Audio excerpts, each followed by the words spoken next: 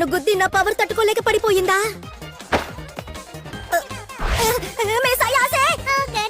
ఇంటికి కలిసి వెళ్దావా?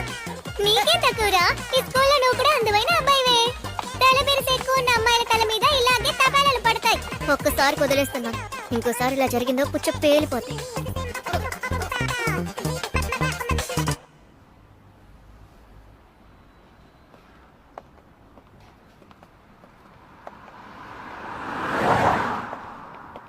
నన్ను క్షమించరావు కారు, నేనే అనవసరంగా అలా వాగాను. నేనప్పుడు ఆ సమయాన్ని నేను ఎక్స్పెక్ట్ చేయలేదు. ఎలా రియాక్ట్ చేయాలో తెలియక ఏదో షాక్లో అలా జరిగిపోయింది. నీతో ఫ్రెండ్గా ఉండటం నాకు అవమానం కాదు, నన్ను క్షమించవు కరణ్. లేదు, ఏం పర్వాలేదు. ఆ విషయం అప్పుడే మర్చిపోయాను. మీరేదో కోపంలోనే అలా మాట్లాడారని నాకు అర్థమయ్యిందిలేండి.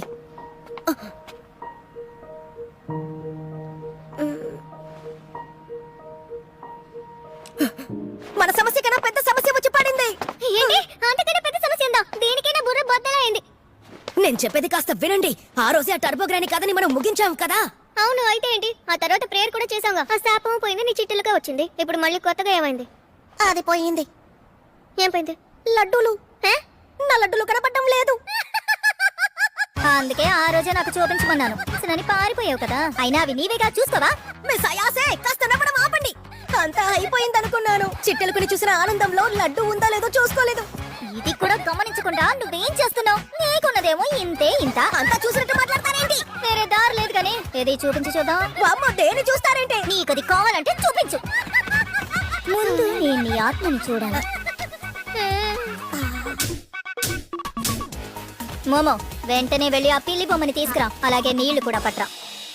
వీడిలో ఏదో ఒకటి దాగి ఉంది.